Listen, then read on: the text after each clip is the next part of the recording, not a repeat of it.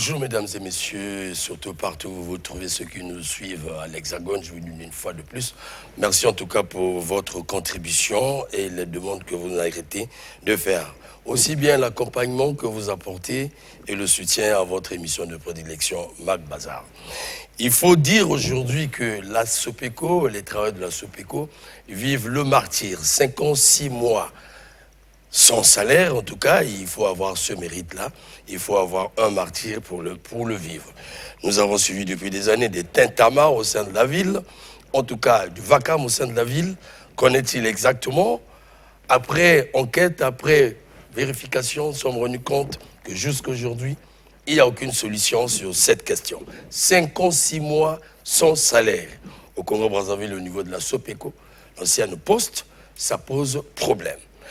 Après beaucoup d'échanges, beaucoup d'invitations, beaucoup d'interpellations de ces dernières Mac Bazar, nous avons pensé cette fois-ci aller vers eux parce que c'est dans leurs droits, ce sont les travailleurs. Ils se posent un problème donc économique et surtout social. 5 ans, 6 mois sans salaire. Au Congo-Brazzaville, ce n'est pas donné. Et pourquoi donc 5 ans, 6 mois? Pourquoi la SOPECO n'entend pas régler définitivement ce problème? Comment vivent ces travailleurs, surtout? Pourquoi alors, je dis encore pourquoi, c'est 56 mois? Alors simplement, pourquoi la SOPECO n'est pas à la hauteur de payer ses salaires? Est-ce un problème de fonctionnement, un problème de dysfonctionnement, un problème de management, un problème de crise? On ne sait pas. Pour apporter toutes les réponses, les tentatives de réponse au plus de lumière aux Congolais et lancer leur appel au gouvernement de la République, pourquoi pas au chef de l'État comme ils l'ont souhaité. Sur ce plateau, j'ai donc reçu M. Jean-Jacques Villa, il est secrétaire général du syndicat Le Postier que vous connaissez. Bonjour M. Jean-Jacques. Bonjour M. Votre état de santé, le moral, après, malgré les 56 mois? Le moral est où? Ça, il faut être un militaire pour vivre ça. Franck Charles Siassia, Mikuisa, il est secrétaire général de Fesi Postel. Bonjour, monsieur Franck. Bonjour, monsieur Romeo Kilas. C'est incroyable, 56 mois, vous êtes bien pimpant, costard, voilà. Ah, c'est vous qui le dites, hein, mais sinon, c'est terrible, terrible. En tout cas, terrible, le dit-il. Pieraldi Merveille Ulrich Massamba, il est secrétaire chargé des relations extérieures. Certainement, il a roulé sa bosse un peu partout depuis des années pour trouver les solutions. Alors, bonjour, monsieur Merveille. Bonjour, monsieur le journaliste Romeo Kilas. Le moral? Le moral vraiment est faible. En tout cas, le genre, en tout cas, cette dame, Diane Olive Diafouka, au moins, elle a du moral. Elle est secrétaire chargée aux affaires sociales. Leur question est purement sociale, alors certainement qu'elle doit être épuisée en tout cas pour la recherche des solutions. Diane, bonjour. Bonjour, monsieur le journaliste Nicolas. Ouais, elle n'est pas tellement facile, hein. Il faut être une femme battante aujourd'hui pour supporter cela. Ouais. Voilà. Ouais, déjà que nous avons la soupe à la bouche parce que c'est un dossier aussi sérieux. J'insiste pour dire 56 mois. On s'interrogerait pourquoi on doit aller au travail et qu'est-ce que le Congo gagne réellement dans ce secteur lorsque les travailleurs en sont à 56 mois. On rappelle, nous avons connu la poste. Moi-même, je suis fils d'un postier. Nous avons connu la poste à l'époque, on disait la poste, j'étais à Mbongo. La poste a des structures partout dans la République. Il y a encore des postes. Quand vous rentrez dans ces postes, vous avez encore des boîtes postales qui devaient emmener les jeunes Congolais à avoir de l'emploi. Dans chaque arrondissement, il y avait des boîtes postales. On a vu tout ça. On a vu cette poste qui a permis aux entreprises de faire venir de leurs engins aux Congolais des colis, beaucoup de choses. La poste nous était à Mbongo. Et cette même poste a une banque aujourd'hui, la banque postale. Et donc, on va juste à s'interroger, qu'est-ce qui se passe pour que les gens arrivent à 56 mois? Parce que l'année, c'est 12 mois. Et ça fait combien d'années là? Et donc, pour tout commencer, alors je vais commencer par messieurs, voilà. Comment pouvez-vous arriver à ce stade? D'abord, il faut dire quelle est la santé de SOPECO. Quelle est la santé? Merci beaucoup, monsieur Romeo Kilas, pour vous intéresser tant à cette situation des postiers. En tout cas, la poste va mal. S'il faut peut-être te répondre comme ça, à chaud, la poste va mal. Oui, ça c'est évident. Pourquoi la poste va mal? C'est comme vous avez su le dire. Il y a comme un mystère dans cette question de management au niveau de la SOPECO.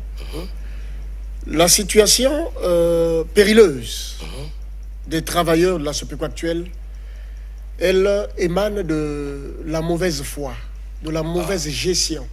En tout cas, le tout se résume là. Mauvaise gestion. Et effectivement, le mauvais management de la direction actuelle. Parce que, vous savez, Monsieur Kilas, vous l'avez dit, la poste, autrefois on l'appelait Nzetiambongo. Nzetiambongo. Ah ben oui. Les parents qui ont vécu à la poste avaient des opportunités. Absolument. Vous savez, quand les gens prenaient des congés, les congés ne se passaient pas ici à Brazzaville. Non, c'était ailleurs. Ils étaient, si ce n'est pas en Europe, c'est aux États-Unis, c'est un peu partout. Voilà. Mais aujourd'hui, c'est difficile pour un postier, quand il prend ses vacances, ses congés, de sortir de l'office, d'aller de l'office qu'à Pointe-Noire. Ou même aller de l'autre côté de l'escrame là-bas à Ouesso. Tellement difficile. Ah ouais. Donc, la situation est vraiment criarde. Elle est criarde, voilà pourquoi.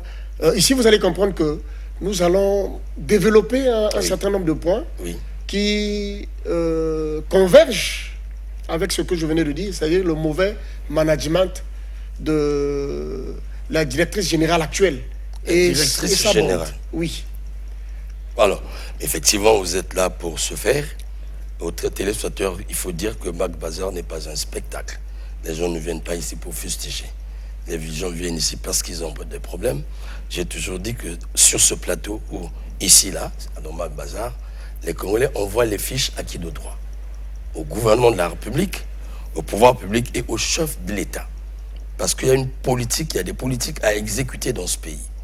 Il faut que ça retentisse ici, dans Mac Bazar, en tant que quatrième pouvoir, faire sa mission afin que les pouvoirs publics écoutent. Si les pouvoirs publics n'ont pas écouté, comment apporteront-ils des réponses? Une fois qu'ils l'ont fait, nous irons encore vers les pouvoirs publics pour en savoir plus. Qu'est-ce qui se passe? Vous avez écouté. Tel est notre rôle. Et la Poste n'est pas un parti politique. La Poste est une entreprise d'État qui apporte le bien-vivre aux Congolais. C'est dire que ici, c'est pour creuser, pour en savoir plus. Vous avez parlé du mauvais management. Tout à fait. Vous citez votre directrice générale. Alors, monsieur, c'est monsieur Via, voilà. Alors, vous parlez de la directrice générale. On n'est pas dans les combats des hommes ici. Nous travaillons sur les faits. Est-ce qu'il y a des faits qui peuvent expliquer ce mauvais management ou le manque du management? Est-ce qu'il y a des faits, vous les touchez? Comment vous pouvez expliquer cela? Merci, monsieur le journaliste Kilas. Effectivement, il y a des faits. Ce n'est pas pour rien que nous parlons du mauvais management à la SOPECO. En effet, il y a de cela, depuis 2018, que cette directrice a été nommée à la tête de la SOPECO. Mais depuis sa nomination, la SOPECO est en train de naviguer, c'est-à-dire nous sommes dans un bateau qui est en fausse direction. Il y a certains points qui prouvent le mauvais management de la directrice générale. Quand vous êtes nommé dans une structure, il y a des travailleurs qu'il faut bien traiter, il faut bien les payer, il y a des partenaires sociaux. Mais Madame la DG, la directrice générale, notre directrice, il y a un refus catégorique de dialoguer avec les partenaires sociaux. Un refus catégorique. Vous n'avez pas de dialogue? Pas de dialogue. Mais il pose un souci dans ce pays, le dialogue social lorsqu'il y a de telles questions. Je vois souvent la CREF, la direction générale de la CREF, d'une manière permanente, toujours en dialogue avec les retraités. Vous les voyez ici sur le plateau. C'est ça qui apaise la crise à ce niveau. Parfois, ils ont trop de retard et l'État leur doit beaucoup. Mais la clé, c'est ce dialogue institué par le chef de l'État. Comment vous pouvez me dire qu'il n'y a pas de dialogue? Alors, s'il n'y a pas de dialogue, ça fonctionne comment et pourquoi? En tout cas, nous avons beau tenter de dialoguer, de chercher à dialoguer avec la directrice générale, toutes les portes sont fermées. Toutes les portes, je dis bien, sont fermées. Donc il y a le refus du dialogue. du côté de Madame la directrice générale, est la dégradation de l'outil de travail. Le délabrement de certains bureaux de poste et centres de courrier. Ah ouais. Alors quand on parle de la poste, c'est le courrier. C'est le courrier, la lettre. Oui, mais ces centres qui traitent ce courrier-là sont en état de délabrement. Les bureaux de poste, n'en parlons plus. Tout ça, Madame la directrice est là, elle voit, elle ne dit aucun mot. Alors, ça c'est fondamental. D'une part, la direction, d'autre part, ce sont les travailleurs. Quand il n'y a pas de synergie, on se demande comment cette entreprise peut s'en sortir dans cette crise. Monsieur à l'extrême, est-ce à dire que cette crise que vous traversez est voulue, puisqu'il n'y a pas de dialogue entre vous et la direction? L'autre a parlé de la mauvaise foi. Comment vous expliquez cela? Bon, merci, monsieur le journaliste. Vraiment, cette crise fait que percer. C'est du jour au jour. Et ça change souvent des formes. Au lever du jour, il y a toujours des choses qui ramènent les travailleurs dans des situations qui ne sont pas bonnes. Voilà pourquoi vous remarquez au sein de la Sopeco, c'est vraiment des crises à répétition. La répétition, c'est devenu un rituel chez vous. Oui, une tradition. Donc, voilà pourquoi nous sommes, comme vous nous avez invités, on s'est présenté pour venir décliner tout ça. Oui. Tout ça. Parce que ce que nous sommes en train de subir actuellement, c'est trop, c'est vraiment, ça nous dépasse même. Aujourd'hui, on ne nous a pas recrutés à la Sopeco pour venir faire des crises. Mais nous sommes recrutés pour venir travailler, servir l'État. Mais on ne nous a pas recrutés pour venir taper les tam-tams. Et ce sont nos enfants, nos familles que nous voyons à la télé en plein mouvement. Donc voilà pourquoi il n'y a pas d'évolution. Comme vient de dire le SG, il y a un refus de négociation. Comment il peut y avoir évolution? Alors, madame, vous qui représentez la femme, vous qui représentez le genre là-bas, d'ailleurs, la directrice, c'est une dame. Voilà. Peut-être que tu peux ressentir mieux les choses. Comment vous, femmes, vous vivez cette réalité, vraiment? Comment vous la vivez chez vous là-bas? Merci, monsieur le journaliste. Comment nous vivons cette crise? Pour nous, on se dit que Madame la DG n'a pas un cœur humain. Du fait, on est que nous laisser femmes seules, les autres que nous sommes, et son mari, nous avons les charges des enfants. Depuis 2018, nos enfants sont en train de parcourir une situation difficile dans les établissements. Et il y a même parmi ces enfants, les enfants qui ne finissent pas l'année parce que nous ne sommes pas payés, nous les parents. Et nos frères, aujourd'hui nous perdons nos frères par ce souci du fait qu'ils ont une charge des enfants. Il y a une côté de la santé, il y a une partie de la scolarité qu'ils n'arrivent pas à payer. Donc ce n'est pas facile. Ce n'est pas facile, surtout, comme j'ai dit, une femme seule, c'est pas facile. La charge des enfants, payer les cours, ce n'est pas facile pour cette crise. Merci bien, cher téléspectateur. 5 ans, 6 mois sans salaire. Je reviens sur ça parce que c'est irrationnel, c'est incongru. C'est difficile à expliquer, difficile à comprendre comment ils font. Voilà. On n'est pas ici pour faire le SOS, c'est pour expliquer et comprendre. Comment une entreprise d'État, elle n'est pas privée, une entreprise d'État. Les besoins sont là, les Congolais ont besoin du courrier dans tous les États. Aucun État ne fonctionne sans courrier. Comme les gens se meuvent à tout moment, c'est la même chose du courrier. Nous envoyons des choses en Europe, nous faisons des cours à distance, nous envoyons des portables, ainsi de suite. L'impression que la Poste donne au Congo par rapport à d'autres pays, c'est qu'elle est démodée. Faisons un tour à Kulunda, faisons un tour au rond-point Mboshi, j'ai vécu là. Faisons un tour à Kaï, faisons un tour à la Poste d'Ongo, vous avez l'impression d'être dans du buisson. Quand vous rentrez, vous dites, mais qu'est-ce qu'il y a ici? Mais les Congolais ont besoin de poster une lettre. Les Congolais ont besoin d'envoyer un courrier. Le Congolais a besoin d'envoyer de la viande de brosse en Europe. On ne peut pas vivre sans la poste. Même à Dakar, on ne peut pas. On devait toujours faire un tour à la poste. Mais donc, lorsqu'on voit les 5 ans, 6 mois, on a le droit de comprendre. Et pourquoi depuis là, ça ne fait pas du bruit? Ça passe comme ça, comme on dit, comme une lettre à la poste. Comme la poste est morte aussi, elle ne peut pas passer. C'est incroyable. L'État cherche de l'argent. l'argent traîne à la poste. La poste, le Congolais prend son courrier, il vient déposer, il donne de son argent. Il y a trop de choses à dire. Hein. Alors, monsieur Villa, oui, c'est monsieur Villa. Alors, c'est vous qui avez sorti cela, le mauvais management. Monsieur Siasia. Siasia, je vous en prie. Voilà, le mauvais management. Vous savez, lorsqu'on dit mauvais management, c'est que vous avez une expérience de la poste. C'est que vous savez lire le mauvais management. Est-ce qu'un problème de défaillance de votre DG, d'incompétence, ou un problème du mauvais fonctionnement du mécanisme? D'abord là. Merci, monsieur Okilas. Tout d'abord, vous devez comprendre que la poste, c'est un métier. Absolument. La poste, c'est un métier. Donc, normalement, oui. Quand on nomme les cadres à la SOPECO, à la tête d'une entreprise telle que la SOPECO, on devrait se référer à ce qu'est la poste. Oui. C'est-à-dire le métier de la poste. Absolument. Au niveau de la poste, monsieur Kilas, il y a des sachants. Oui. Des gens qui ont été rodés pour ce métier de postier. Formés d'ailleurs. Effectivement. Quand madame Mbossa Ludovic est venue, quand on l'a nommée nouvellement à la tête de la SOPECO, en 2018, en avril 2018, quand elle arrive, elle trouve une poste bien structurée. Le syndicat qui collaborait, qui échangeait en ce temps-là avec l'ancien DG, voilà. Madame Mankundia Otilde.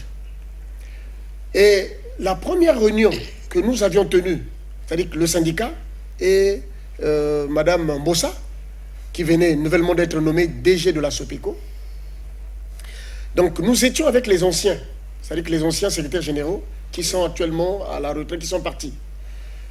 Quand nous avions tenu la réunion, pendant les échanges, le secrétaire général, paix à son âme, le feu Lépalé Valentin, qui dirigeait en ce moment-là le postier, lui a donné ce conseil-là, pour dire que, madame, vous êtes nommée nouvellement ici à SOPECO, ce que je vous conseillerais, pour que vous puissiez bien mener vos actions, il est important que vous puissiez travailler de mèche avec le syndicat. Absolument. Parce qu'ils maîtrisent les choses. Ils vont vous aider. Et le deuxième conseil, ce n'était plus le syndicat, c'était les centrales syndicales. Voilà. Il y a eu une rencontre comme ça avec madame la DG. Nos centrales syndicales ont supplié madame la DG. Ils ont conseillé pour lui dire, attention, si vous voulez réussir dans votre mission, c'est nettement mieux de privilégier le dialogue social au sein de l'entreprise. Mais vous avez compris que malgré ces conseils, elle a commencé à travailler. Et monsieur Okilas, vous allez comprendre que ça n'a pas mis du temps. Hein. C'est déjà en 2019 que la première crise va commencer. Oui, oui. Et c'est là où va naître la première grève à la SOPECO. Je me souviens. Depuis que la SOPECO a été créée, c'est la première grève. Alors qu'il y a eu des DG qui sont passés là. Ouais. Mais ce n'est qu'à son tour que la première grève a été déclenchée. Pourquoi? Posons la question. Voilà. Pourquoi? Mais si elle avait compris qu'il fallait travailler avec les sachants, c'est-à-dire les postiers maison, les cadres maison, oui. Ceux qui ont été formés par rapport à ça, ils maîtrisaient la situation de la boîte. Mais ce n'est que normal, quand tu arrives, mais tu ne peux que travailler avec ceux qui maîtrisent la boîte. Voilà. Il y a de ceux qui ont fait philatélie, il y a de ceux qui ont fait courrier, de ceux qui ont fait le colis, etc. Oui, il y a des métiers de la poste. Effectivement, voilà. Donc tout ça, ils ont quand même une expérience par rapport au service postal. Absolument. Et aujourd'hui, nous constatons que Madame la DG est en train de patiner. Le management ne fonctionne pas bien. Et du coup, il y a cette mauvaise gestion-là que nous, les travailleurs, nous remarquons. Il y a aussi, il faut parler, hein. Il faut parler, hein. Nous sommes là pour ça. Ouais, je n'ai pas la langue de bois. La langue de bois, monsieur Okilas. Il faut dire, si c'est un problème de compétence, ça aussi c'est possible, hein. C'est possible, nous sommes des hommes. Parce que tu sais, l'homme avec sa On n'est fierté... pas parfait, quoi. Oui, l'homme avec sa fierté, de fois, il se cache dans les mots, dans les... Voilà. Mais normalement, quand on ne connaît pas, mais on peut se rapprocher de celui qui connaît pour dire que mais dans tel domaine, par exemple, la dame qui venait de partir, Madame Ankundia, elle était disposée à collaborer avec la nouvelle DG. Mais est-ce qu'elle s'est rapprochée d'elle pour essayer un peu de connaître les rouages de la Poste? Il fallait bien s'entourer. Voilà. Dans tous les domaines. Voilà. Donc, toutes les institutions. nous disons que nous prenons tout cela en compte. Il y a un problème d'expérience. Il y a aussi un problème de compétence aussi qui est là. Mais elle est entourée de qui? Voilà, c'est la question que je voulais poser. Voilà, elle est entourée de qui? Les directeurs qui sont là, ou les directrices qui sont là, sont-elles ou sont-ils compétentes? Posons de la question. Mais pour votre gouverne, je vais vous dire, monsieur Okilas, il y a aujourd'hui des cadres qui sont, les cadres supérieurs qui sont sortis fraîchement de l'école supérieure des postes d'Abidjan, qui sont à la maison. À la maison, les cadres supérieurs, les administrateurs, qui devraient occuper normalement les postes de direction. Mais ils sont à la maison. Pourquoi ils sont à la maison? Posons-nous la question. Pourquoi ils sont à la maison? Je comprends peut-être pourquoi on parle de la mauvaise foi. Voilà. Bon, mais les directrices, est-ce que vous avez eu des échanges directs avec votre tutelle, le ministère par exemple? Tout à fait. Tout à fait, monsieur Okilas. En tout cas, on a eu à tenir beaucoup de réunions. Ensemble avec nos centrales syndicales. En tout cas, des réunions au niveau de notre tutelle. Oui. Mais nous avions toujours décrié cela. Nous, les travailleurs, nous, le syndicat, nous avions toujours décrié la partialité de notre tutelle. Or, cela devrait être bien si notre ministre était impartial. Oui, oui. Dans ce genre de situation, quand il y a crise, quand il y a conflit entre deux personnes, mais normalement, là, quand la troisième personne arrive, c'est pour essayer un peu d'équilibrer les choses. Essayer de chercher à les réconcilier afin que la paix revienne. Voilà. Mais ce n'est pas ce que la tutelle fait. Et depuis 2018 jusqu'à aujourd'hui, nous décrions cela. Pendant que nous faisions des mouvements, en tout cas, nous n'avions cessé de dire cela, de crier haut et fort l'impartialité de notre tutelle vis-à-vis de la crise sociale de Sopeco. Mais pour quel intérêt? C'est la question que je me pose, chers téléspectateurs, parce que j'ai toujours dit, ici, ce n'est pas le plateau de Mamadou Ebineta. On pose la question, on attend. Non, nous faisons des analyses. Nous faisons des analyses parce que l'objectif, c'est d'inviter le gouvernement à régler ce problème. Une fois si le Congo peut exhumer sa poste, mais qui gagne? C'est l'État qui gagne. C'est le Congolais qui gagne, c'est le gouvernement qui gagne. Souvent, les gens n'aiment pas de tels discours. Et nous sommes allergiques à cette manière de faire. Parce que nous voyageons partout. Je vous tiens, permettez-moi. Je vais analyser une question. Quand on voit la poste congolaise par rapport à ce qu'elle a été, on a l'impression qu'avec l'arrivée de nouvelles technologies, la poste est bannie dans le monde. Or, la poste, c'est le courrier de l'État. Comment comprendre que le travailleur congolais puisse se battre après avoir travaillé pour aller ne fût-ce que prendre son bulletin? Il peut même se faire déchirer la chemise. Comment expliquer que quelqu'un qui va au niveau de l'État solliciter un passeport ou un livret doit repartir encore là-bas pour retirer? Et comment comprendre quelqu'un qui déclare la naissance d'un enfant à l'état civil puisse encore repartir là-bas? Nous avons vu les gens partir, par exemple de Pointe-Noire, venir ici à Brazzaville, à Talangaï, simplement pour venir retirer un extrait parce que l'enfant fait un examen. Alors qu'ailleurs, ailleurs, c'est dans la poste. C'est un grand marché, c'est un marché d'affaires. Mais nous avons ces produits ici. Nous avons ces produits à Brazzaville. Où est parti le courrier? Pourquoi les entreprises privées ont pris en main ces services? Hier, c'était dans la poste. Qu'est-ce qui se passe? Nous avons eu, permettez-moi, à discuter avec certains responsables sur la question. Ça, c'est incroyable. Vous ne pouvez pas passer 2 ou 3 semaines en Europe sans aller à la poste. C'est là où vous achetez le gaz. C'est là où vous faites tout. On loge toutes ces entreprises. Pourquoi, diable, la tutelle de la poste n'a pas une politique là-dessus? Pourquoi? Pourquoi il n'y a pas une politique là-dessus? Où sont passés les facteurs congolais? Est-ce que nous n'avons pas besoin de recevoir le courrier chez nous? C'est incroyable. Une lettre peut aller à Paris facilement. On la poste. La personne reçoit à la maison. Mais quand le courrier part là-bas ici, pas de facteur, c'est un problème. Mais moi-même, je l'ai vécu. C'est là où ça nous intéresse. Alors, je vais vous poser une question, mon cher frère. Pourquoi votre poste ne peut pas s'organiser comme il était avant? Qu'est-ce qui se passe? Ne pensez pas que ce dossier nous passe dessus la tête. Non, on est en agrandi là-dedans. Qu'est-ce qui se passe? Pourquoi on ne peut pas répondre aux attentes du chef de l'État? Quand c'est les slogans, les gens sont forts. On a parlé de, je ne sais pas combien, de 100 000 emplois. Mais le Congo utilisait combien de facteurs? De Bétou jusqu'à Pointe-Noire. On trouve qu'il y a une mauvaise foi, je donne mon avis. Dites-nous un peu, qu'est-ce qui ne va pas?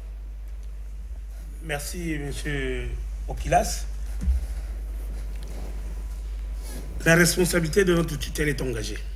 Parce que quand on est nommé ministre des Postes, Télécommunications et de l'économie numérique, il y a une feuille de route. Mais il doit répondre à la tâche. Il y a une feuille de route que le président donne. Qu'est-ce que notre tutelle a fait pour la feuille de route concernant la Poste? Il n'a rien fait. Il n'a rien fait. Alors que normalement, tout devait se faire tout en passant par la Poste. Prenons l'exemple des postes sœurs. Mais ce n'est pas ce qui se fait aujourd'hui chez nous. Nous avons beau échanger avec notre tutelle. Notre tutelle ne veut rien savoir. Il s'est signalé que notre directrice générale, c'est la petite sœur du ministre. Non, ça c'est connu de tous. C'est connu de tous. Voilà. Donc du coup... Et il y a eu même des manifestations chez vous là-bas à l'époque. Nous étions là avec les caméras. Donc du coup, quand nous dénonçons certaines choses, on va vers la tutelle. La tutelle fait quoi? Mais il vient, il dit c'est moi qui ai ordonné à votre DG de faire ceci, de faire ceci. Donc ailleurs, quand il y a du boucan, quand il y a un problème, le ministre vient pour apaiser, pour trouver des solutions. Mais chez nous, la tutelle ne fait rien. Notre tutelle ne vient pas trouver des solutions. Donc du coup, sa responsabilité est engagée. Ils ont enterré la Poste. Je crois que le moment est arrivé d'exhumer cette Poste-là, afin que la Poste puisse retrouver sa valeur. C'est l'État qui est représenté chez nous ici par notre ministre de tutelle. Ils ont enterré la Poste, je dis bien. Et il est grand temps de l'exhumer pour que la Poste retrouve sa valeur. Est-ce que c'est possible de l'exhumer? C'est possible. Parce qu'il va de l'intérêt des Congolais. C'est pas l'intérêt des gens qui sont nommés. C'est l'intérêt des Congolais. En tout cas, c'est possible parce que à la Poste, il y a du potentiel. Mais l'État avait commis une maladresse quand même. Je pense que ce n'était même pas le moment de libéraliser le secteur postal. Ce n'était pas le moment. Mais qu'à cela ne tienne, il y a encore du potentiel. Que le ministre respecte sa feuille de route. Que l'État nous vienne en aide. Il y a du potentiel. Sérieux. Il y a du potentiel. Madame Diane, est-ce que vous pensez qu'il est possible? Est-ce que vous avez des produits, comme il dit le potentiel, au sein de la Poste, qui peuvent relancer ce secteur, créer de l'emploi, apporter de l'aide aux Congolais, répondre aux attentes des Congolais? Pour quel droit on ne peut pas avoir une Poste? Pour quel droit? C'est incroyable. La Poste répond aux demandes. Les populations manifestent des demandes. Ce sont des besoins vitaux. Quand je veux envoyer de l'argent en France, je peux passer par la Poste. Quand je veux acheter du gaz, je passe par la Poste. Quand je veux acheter le ticket, même de l'avion, du bus, de l'Océan du Nord, je devais passer par la Poste. Et quand le tribunal ne peut pas m'envoyer une convocation, mais la Poste a trop de partenaires. La Poste devait signer avec toutes les administrations de l'État. Est-ce que vous en avez, vous arrivez à les répertorier pour savoir avec ça, on peut relancer avec ça? Peut-être que ceux qui vous dirigent ne maîtrisent pas ces choses, je me permets de le dire, parce que nous savons ça et là. Mais nous savons pourquoi. Ce sont nos besoins, nous. Est-ce qu'il y a encore à boire et à manger là-dedans? Merci, monsieur le journaliste. Mais je dirais qu'on a encore des produits.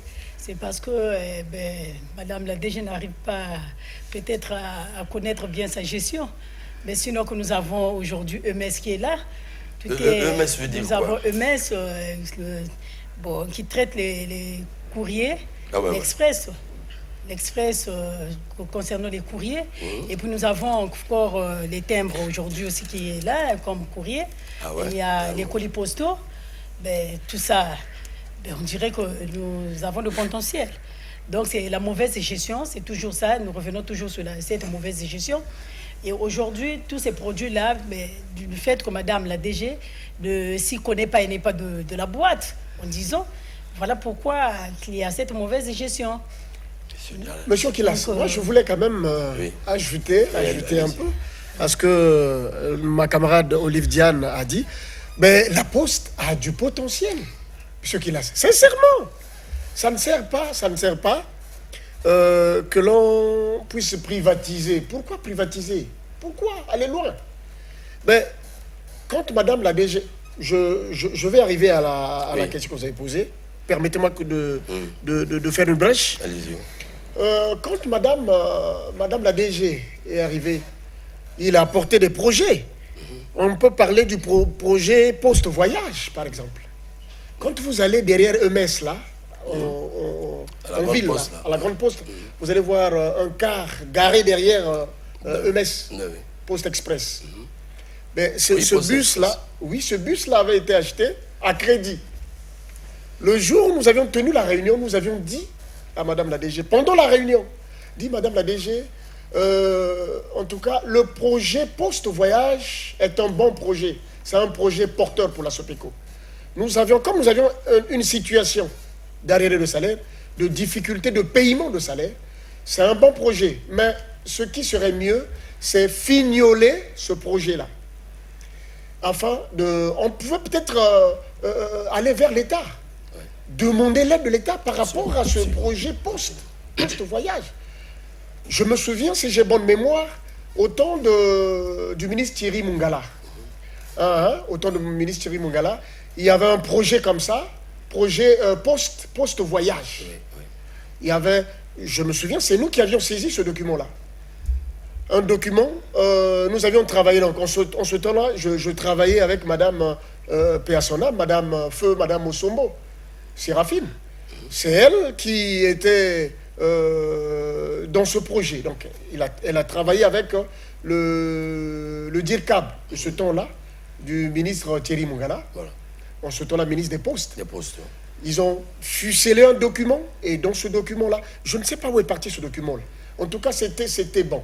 Mais malheureusement, quand Madame la DG arrive, elle se lance dans ce projet-là, et du coup, elle va négocier un vieux bus, qui avait déjà travaillé, et aujourd'hui, le bus est là garé. Ils ont tenté l'expérience, mais ils n'ont pas pu. Et lesquels qui ont géré ce projet-là? Mais elle a pris ses proches, c'est-à-dire que ceux qui étaient bien avec elle, ce sont eux qui ont géré. Mais regardez, qu'est-ce qu'ils ont fait de la gestion de les agents de la Poste. Les agents de la Poste. Qui sont ce bus a été géré par les agents de la Poste. Il y avait un chef de projet qui était là. Et il y avait aussi, parmi ceux qui ont géré, Madame la DEFC, la directrice financière et comptable, la SOPECO. Vous voyez un peu? Mais où est parti? Ça a donné quoi? Mais ça donnait quoi? Ça accouchait d'une souris. Le bus est là carré. Et c'était un bus acheté à crédit. Donc on se pose la question, est-ce qu'ils ont même pu finaliser le reliquat? En dehors de ce produit-là, il y a eu le produit Poste Mobile qu'ils ont créé en partenariat avec le PDG de Siccar Finance. Mais aujourd'hui, en tout cas, monsieur Kilas, si Madame la DG pouvait écouter les conseils, en tout cas, ces projets-là allaient porter du fruit. Mais comme elle n'a pas cette oreille facile, cette oreille disposée d'écouter les autres, voilà pourquoi tous ces projets-là ont chamboulé. Non, normalement, vous souhaitez juste qu'elle écoute, qu'elle actionne. Effectivement. Voilà, tous ces politiques-là. Elle doit écouter. Que vous avez déjà expérimenté, quoi. Maintenant, revenons sur les produits. Voilà, les produits. Sur les produits... Est-ce que vous pensez que... Voilà, allez-y. Est-ce que vous disposez encore des produits qui peuvent accompagner l'économie du pays? On a des produits. La camarade Olive a cité EMS, Post Express. Oui. Mais là-bas, c'est un produit porteur, EMS. Jusqu'aujourd'hui, les gens viennent. Mais pourquoi aujourd'hui EMS ne fonctionne pas? EMS ne fonctionne pourquoi? C'est parce que les transporteurs, on a un problème de relation avec les transporteurs. La Poste, n'ayant pas les capacités, les moyens d'expédier les courriers, les colis de Brazzaville à l'extérieur, à l'étranger, la Poste, normalement, utilise, c'est-à-dire que traite les contrats avec certains partenaires. Oui, effectivement, tels que Air France, tels que Ethiopian Airlines. Ouais. Mais aujourd'hui, Air France a coupé les ponts avec nous. Parce que la dette est énorme. Air France a demandé que la dette soit payée. Il y avait un moratoire qui était signé, mais que la direction générale n'a pas pu respecter. Et aujourd'hui, nous voulons repartir avec Ethiopian. Parce qu'auparavant, c'était avec Ethiopian. Avec Ethiopian, on a rompu le contrat. Toujours avec cette mauvaise gestion-là. Voilà. Et les choses sont telles que c'est difficile. En dehors de EMS, nous avions les boîtes postales. Mais aujourd'hui, monsieur Kilas, les boîtes postales, mais il suffit que la direction générale puisse mener ce plaidoyer-là devant le gouvernement pour que le gouvernement puisse prendre les mesures d'accompagnement, que le gouvernement puisse nous accompagner sur les boîtes postales, par exemple. Tel que ici. Et là, vous êtes en train de faire ce plaidoyer. Là. Tel qu'ici, nous avions ce document-là. Permettez-moi. Oui, nous avions ce document-là, c'est un plaidoyer en vue de la redynamisation de la SOPECO. Et quand je vais à la dernière page, par exemple, ici vous avez... Attention, les feux à côté du micro. Ici vous avez ce tableau-là. Donc il y a pas mal de produits ici, M. Kilas, qui peuvent redorer le blason de la Société des Postes. Est-ce que vous avez déjà soumis ce document à la table du gouvernement? Justement, merci pour la question. Ce document avait été soumis à l'appréciation du Premier ministre et chef du gouvernement, via son conseiller au poste. Nous avions échangé et nous sommes allés déposer ce document-là chez le conseiller au poste, qui nous avait rassuré que ce document devrait arriver entre les mains du Premier ministre, chef du gouvernement, pour essayer un peu de voir, d'analyser, et qu'est-ce que vous avez donné comme proposition. C'est ça. Et jusque-là, dernièrement, quand nous avions appelé, on nous a dit qu'il y avait une commission qui avait été mise en place. Mais jusque-là, nous ne savons pas. Qu'en est-il avec cette commission-là? Il n'y a pas de suite, alors. Il n'y a pas de suite. Qu'est-ce qui se passe? Est-ce que la commission a fini de travailler? Est-ce que nous pouvons espérer, par rapport à ce plaidoyer-là? En tout cas, nous demandons, nous sollicitons, que des textes soient pris au niveau de l'Assemblée, au niveau du Sénat, pour que le chef de l'État puisse prendre un décret qui va réellement nous donner ce monopole, parce que c'est notre monopole. Hein? La distribution des courriers, la distribution des factures. Voilà. Hein? On peut intéresser EKRC, on peut intéresser LCD, on peut intéresser les banques. Prenons même les examens d'État, par exemple. Voilà. L'État peut nous accompagner. Voilà. C'est-à-dire que nous disons que comme nous faisons le service postal, le service public. Absolument. Donc, pour aider la population, pour aider les parents, au lieu que les parents aillent déposer les dossiers au niveau de la DEC, voilà, mais ils peuvent passer par la poste. D'ailleurs, c'est comme ça se passe. Effectivement. Ils déposent le dossier à la poste et la poste fait le relais. C'est-à-dire la distribution. Hein, moyennant, quand vous allez lire, moyennant une maigre somme. Permettez-moi, vous voyez ces appareils-là, si les WhatsApp ont développé des affaires, les gens ont développé des affaires dans les WhatsApp qui font affaire aujourd'hui, c'est parce que la poste est naïve. Elle est défaillante. Moi, je sais lire ça, permettez-moi. Non, transit des produits, Brazzaville, comme vous voyez, c'est parfois un salon de coiffure qui fait ça. Si déjà un salon de coiffure peut envoyer du courrier en Europe, un individu, pourquoi un État ne peut pas le faire? C'est incroyable, nous sommes à quel siècle là? Donc c'est comme si on évolue en reculant. Mais je pense que par rapport à ceux deux, ça nous prend à cœur, non pas à cause de vous, mais à cause de ceux qui nous suivent. Qu'est-ce que ça fait pour les Congolais qui ont du mal à acheminer un courrier ou encore à recevoir ce qui leur est de droit auprès des parents qui sont en Europe? Il faut aller chez DHL. Il est coûteux. Ou il faut aller chez un tel. C'est coûteux. Les Congolais le font. Que ce soit à Paris, quelqu'un peut mener des affaires dans la maison.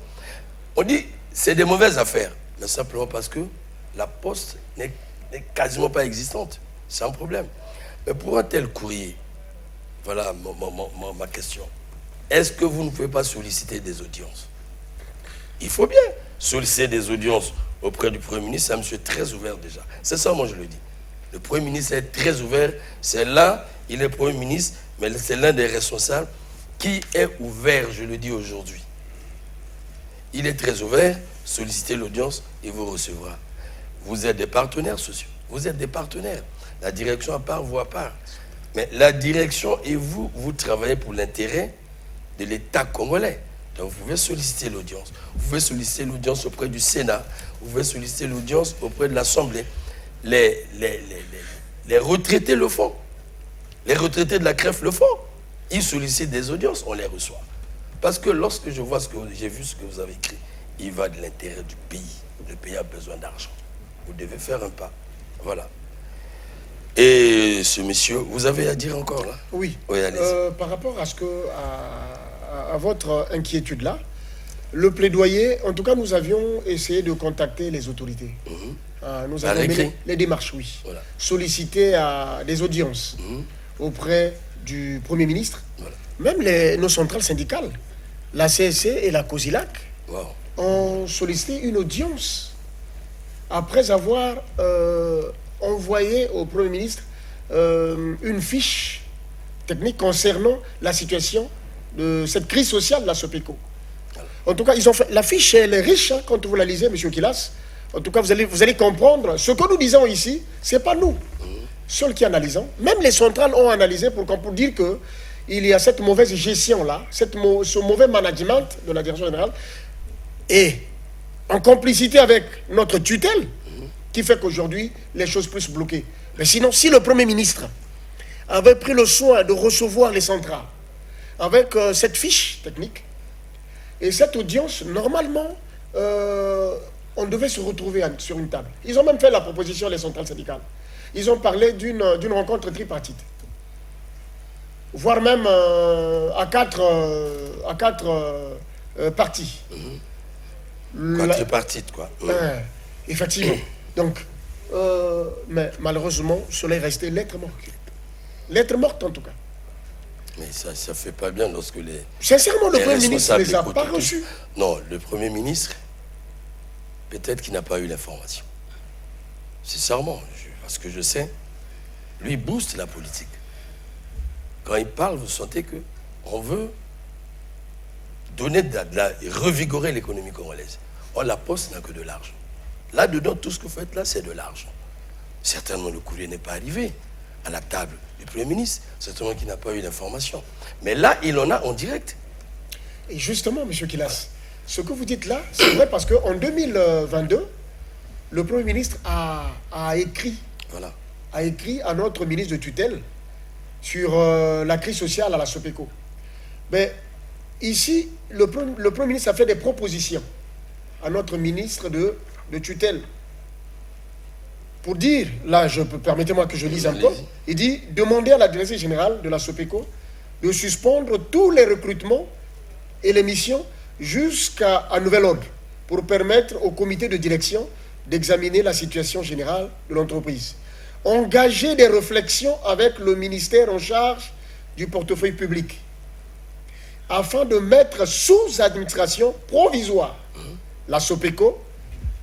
L'objectif de ce processus devrait conduire à l'élaboration d'une stratégie de repositionnement de notre poste sur le marché national et international, à l'image de certaines sociétés sœurs africaines. Donc, lui, il avait proposé, le Premier ministre. Est-ce que ça a été exécuté? Non, c'est resté lettre morte. Lettre morte. Pourquoi? Mais pourquoi le ministre n'a pas exécuté cet ordre-là? Peut-être qu'on doit solliciter, franchement, une émission avec monsieur le ministre. Voilà. Franchement. On doit solliciter une émission pour en savoir plus, avec tout le respect que je lui dois en tant que responsable. Surtout qu'il n'a pas de vision de la vision du chef de l'État. Ça, c'est lui qui le dit. Or, la vision du chef de l'État en matière de poste, nous savons bien. Nous allons inviter monsieur le ministre pour discuter à propos. Peut-être qu'il y a des difficultés aussi, mais en tout cas, s'il peut booster la chose, ce n'est pas à moi de l'exhorter. La vision du chef de l'État en matière de poste, on sait, le chef de l'État n'avait jamais rêvé de Congo sans poste.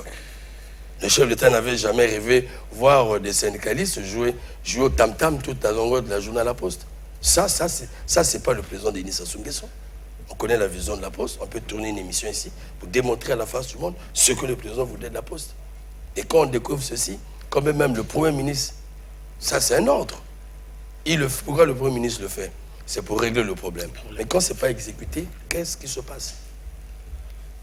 C'est là où, chers téléspectateurs, j'ai toujours dit, c'est difficile hein, de gérer de telles questions, et puis c'est difficile de jouer ce rôle dans ce pays. Ça, je l'ai toujours dit. C'est difficile. Parce que lorsqu'on fait un tel relais, il faut s'imaginer que c'est pour que le gouvernement règle le problème. Parce que après tout ce bruit, on ne va pas se limiter à la diffusion. Là, on interpelle l'État pour son bien. La Poste, ce n'est pas la Poste d'un individu. La Poste, c'est un service public qui aide les Congolais, mais c'est l'État qui gagne. Mais la Poste devait contribuer même au salaire des Congolais, de la fonction publique, si elle fonctionnait bien. Et c'est ce que nous disons, il y a la Poste et le chemin de fer. Ça, c'était des poumons économiques. Est-ce qu'on ne peut pas vraiment regarder là, avant la présidentielle? Est-ce que le Premier ministre ne peut pas porter un regard? Franchement, nous ne savions pas que la crise est due par cela, parce que les Congolais se disent, mais la Poste a de l'argent. Ce n'est pas à quelqu'un de monter la Poste aux Congolais. En fond, c'était ce problème. Alors, nous allons commencer à chuter. Oui, vous avez à dire. Oui, merci, monsieur le journaliste Okilas. Concernant le point de la SOPECO, aujourd'hui, actuellement, on ne peut plus parler même des impayés ou bien des arriérés, des salaires. Parce que en 2024, par rapport à tout ce qui s'est passé à la SOPECO, l'État nous avait donné 20% du timbre électronique. 20%. 20%. 2023. Ça, c'est fin 2023. Donc, ça a commencé en janvier 2024. 20% du timbre électronique. Maintenant, face à la direction, ils nous ont fait comprendre que le timbre électronique annuel, ça faisait 139 millions. 139 millions. Donc, chaque fin du mois, ça devait faire 11 millions. Maintenant, dans le rapport, ça sont dans les rapports qu'ils ont fournis au niveau de la Banque postale. Et ce sont des rapports aussi qu'ils ont envoyés de gauche à droite, hein, qu'ils ont envoyés chez les autorités. Maintenant, nous-mêmes, on s'est dit non, il y a quelque chose qui ne va pas. On a écrit à la DG pour qu'on puisse en savoir comment ça se passe. La gestion du timbre électronique. La DG, vraiment, elle a laissé sa lettre morte. Nous avons écrit au DG de l'ARPCE, parce que le timbre électronique est géré par l'ARPCE. Et le DG de l'ARPCE, nous avons répondu en nous appelant. On s'est présenté à l'ARPCE.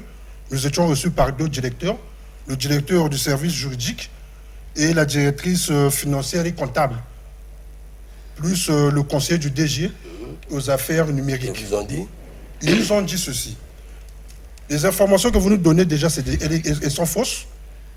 Ce n'est pas 139 millions l'année, mais l'année 2024, ça a fait 200 millions. Par mois, c'est 16 millions. Que la Poste se rentabilise. Oui, par mois, c'est 16 millions. Parce que nous, quand nous sommes partis à l'ARPCE, on nous a fait comprendre que la direction nous fait comprendre que c'est vous qui ne voulez pas faire le recours. Donc, vous nous envoyez pas les factures à temps aux usagers. L'ARPCE dit non, nous envoyons les factures à temps. Mais sauf que au niveau de la SOPECO, il ne faut pas en retour. Quand on leur envoie une correspondance, il n'y a même pas d'accusé. Mais c'est les autres sociétés, on n'a pas de problème. La seule société où on n'a pas de retour, c'est la SOPECO. Et nous, on est encore obligé de chercher nos propres informations en face des usagers. Donc, chaque fin du mois, c'est 16 millions. Ce n'est pas 11 millions. Et qu'est-ce que vous faites avec? Et puis, quand nous avons totalisé tout ça, quand on a fait l'addition, on s'est rendu compte il y a eu un manquement de 61 millions l'année 2024 sur le timbre électronique. Un déficit de 61 millions. Il y a eu un manquement de 61. Parce que quand on fait 200 millions moins 139 millions, ça nous donne 121 millions. D'où est parti les 121 millions?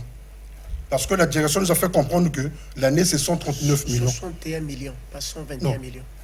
D'où est parti les 61 millions? Ça, c'est l'interrogation. Il y a eu un manque de 61 millions l'année 2024. Mais avec ces fonds-là, manquement ou pas, est-ce qu'on ne pouvait pas régler? Maintenant, tel que, voilà pourquoi je venais de dire, le problème de salaire actuellement ne peut pas déjà faire un problème. Déjà, le timbre électronique, nous avons 16 millions. Ça, c'est l'ARPCE qui nous confirme cela. Voilà. Ils ont quand même venu même nous contredire même sur ce plateau. L'ARPCE nous a confirmé, c'est 16 millions chaque fin du mois. Le loyer banque postale, parce que la banque postale est locataire chez nous. Malgré que nous sommes aussi actionnaires à hauteur de 20%, l'État est actionnaire à 80%, et nous recevons pour ces dividendes-là. Je voulais poser cette question. Donc, le loyer banque postale nous fait 14 millions. Le timbre électronique, ça nous fait déjà 16 millions. Quand on additionne ça, ça nous donne déjà 30 millions. 30 millions, le mois. Notre masse salariale est à 44 millions. Au Comment départ, la masse salariale était à 38 millions. Actuellement, elle Seulement. est... Oui, monsieur le journaliste. C'est pas possible. Actuellement, la masse salariale est devenue à 44 millions. Nous, on se pose aussi la question de savoir comment cette masse salariale a encore galopé. Je vais revenir sur la mauvaise gestion.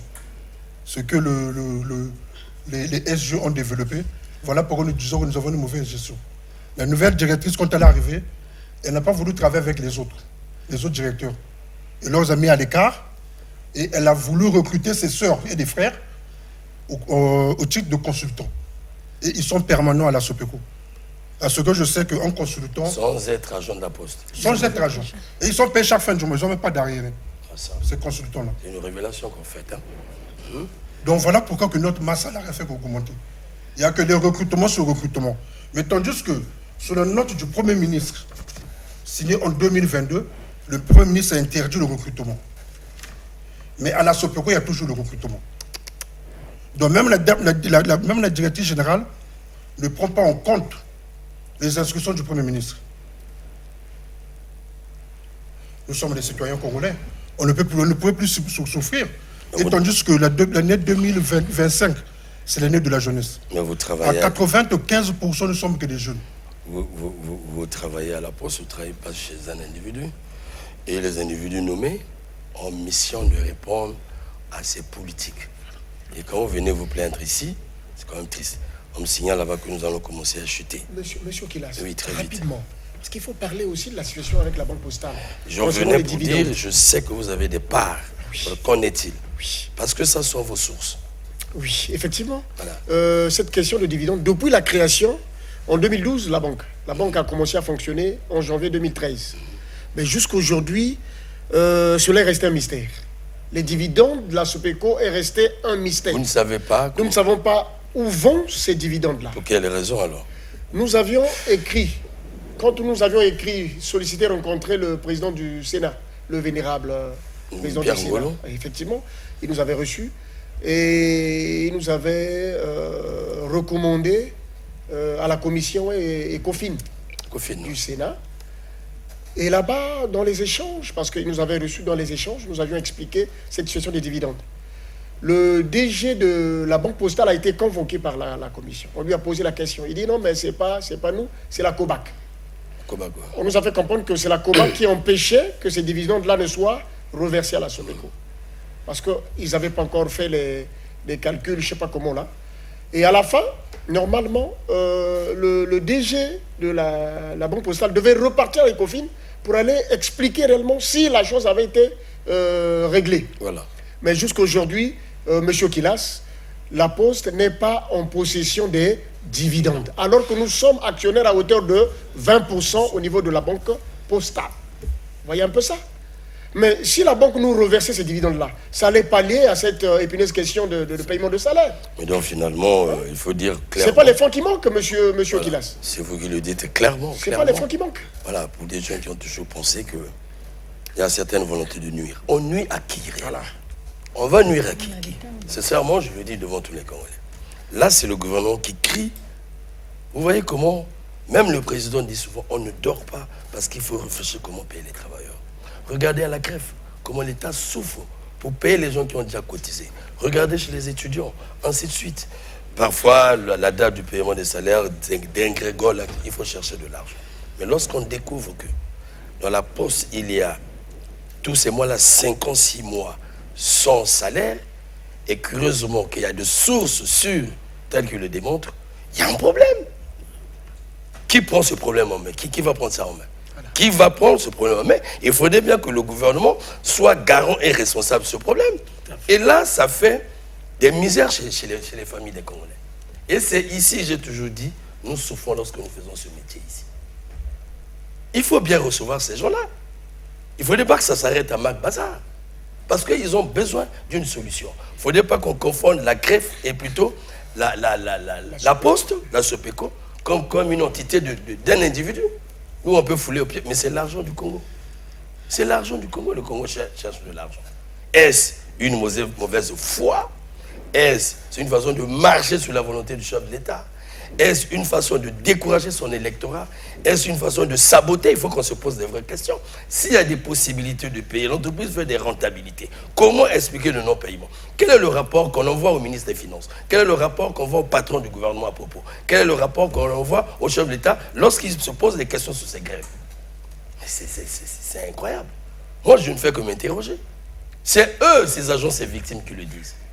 Mais alors, si après, ici, le gouvernement ne prend pas à bras le corps cette question, se limite par exemple, entre ministres et ministres, tel qu'entre le ministre Ibombo et le chef du gouvernement, est-ce qu'une solution peut découler? Voici ces Congolais qui souffrent, qui viennent à ce plateau. Quand ils viennent, c'est que les portes sont fermées, ils ont dit. Les portes de la DG, les portes de leur propre ministre. Mais le ministre ne fait que la vision du chef de l'État, merde, il le dit. C'est un frère, il me l'a dit. Est-ce que c'est ça la vision du chef de l'État?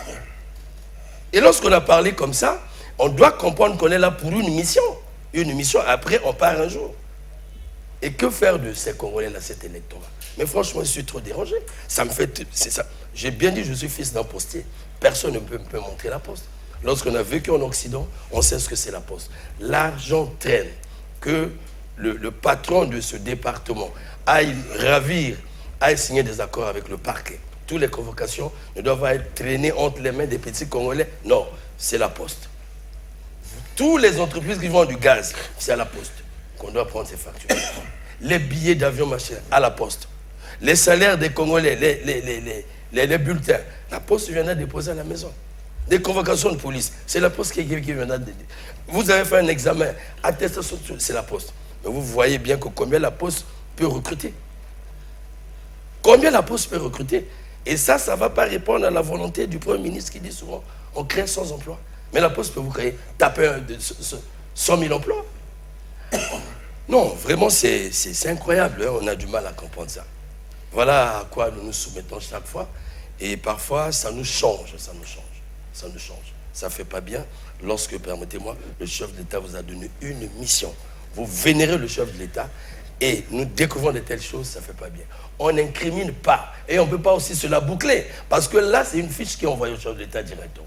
Si ça a été déjà réglé à la base, ils n'arriveraient pas ici. Est-ce que nous sommes obligés de recevoir ces Congolais qui viennent créer souvent? Mais j'ai envie de recevoir les Congolais qui viennent un jour pour dire « Merci, monsieur le ministre, monsieur le journaliste, nous sommes venus parce qu'il y a eu ça, ça, ça. » Regardez, la misère des Congolais, c'est ici. C'est ici. Ce n'est pas dans les réseaux sociaux où on célèbre ces gens-là. Ce n'est pas dans les réseaux sociaux. Les jeunes Congolais doivent voir la misère de ces gens-là. Apprenez à parler de ces choses. Et ainsi, vous aiderez le chef de l'État. Permettez mon tempérament, parce que nous avons assez écouté. Et nous continuons à écouter. Et lorsqu'il n'y a pas de réponse, ça nous fait très mal. On foule même au pied de notre métier. On foule le rôle que nous jouons. Peut-être qu'on souhaiterait qu'on la boucle. Mais on fait ce travail pour les pouvoirs publics. On fait ce travail pour vous. On vous accompagne. C'est la meilleure manière d'accompagner l'État. Alors, nous sommes arrivés presque au terme de notre émission. Et le président, je vous donne la parole. Au sortir de tout ceci, quel est le vœu que vous pouvez émettre au chef de l'État que vous n'avez pas encore rencontré, parce que le reste, vous les avez rencontrés? Que dire au chef de l'État et au Premier ministre surtout? Merci, monsieur Romy Kokilas. En tout cas, pour nous, c'est un cri de cœur. C'est un cri de cœur. Nous sollicitons, en tout cas, l'appui personnel du chef de l'État, l'appui personnel du Premier ministre, chef du gouvernement. En tout cas, nous sommes fatigués. Nous savons à quel sens se vouer, nous les postiers. Nous sommes les parents d'élèves, nous sommes des locataires. À cet âge, locataires, nous savons à quel moment faut-il construire. C'est difficile. Voilà pourquoi nous lançons ce cri d'appel au chef de l'État personnellement. En tout cas, monsieur le Président, vous êtes notre Président. Nous vous avions élu et nous continuerons à vous élire parce que c'est notre devoir en tant que citoyen congolais. Et nous vous avions donné ce mandat-là, monsieur le Président. Et vous avez déclaré cette année de la jeunesse. Et la SOPECO est à majorité jeune. Voilà pourquoi nous demandons humblement, monsieur le Président, si vous pouvez écouter ce cri de cœur, écouter ces pères de famille, ces mères qui souffrent, qui ont besoin de votre soutien personnel. En tout cas, gérez-nous cette affaire de SOPECO. Trouvons des solutions pérennes, des solutions viables et définitives pour qu'on ne parle plus des crises à répétition à la SOPECO. En tout cas, nous sommes là pour vous, comme vous êtes là pour nous. En tout cas, Monsieur le Président, merci. Voilà, quand on boucle cette émission avec l'appel au chef de l'État, c'est quand même triste lorsque les Congolais appellent le premier citoyen. Ça veut dire que le reste des rouages n'ont pas pu répondre à la question. Ça sera un débat spécial entre nous-mêmes, les journalistes. On ira voir dans les temps ce qu'a été la Poste et commencer à dégringoler. Après le dossier de la Poste, nous irons au chemin de fer. On ira examiner la question du chemin de fer. Voilà, qui commence bien, finit bien. J'avais reçu donc sur ce plateau celui qui vient de boucler l'émission, Jean-Jacques Villa. Il est secrétaire du syndicat des postiers. Il y avait M. Franck-Charles Siessia Mikouiza, il est secrétaire du FESI Postel. Il y a Peraldi Merveille Ulrich, à l'extrême droite, Massamba. Il est secrétaire chargé des relations extérieures. Enfin, le genre, Madame Diane Olive Diafouka, secrétaire chargée aux affaires sociales. Gardez votre mal en patience. Merci.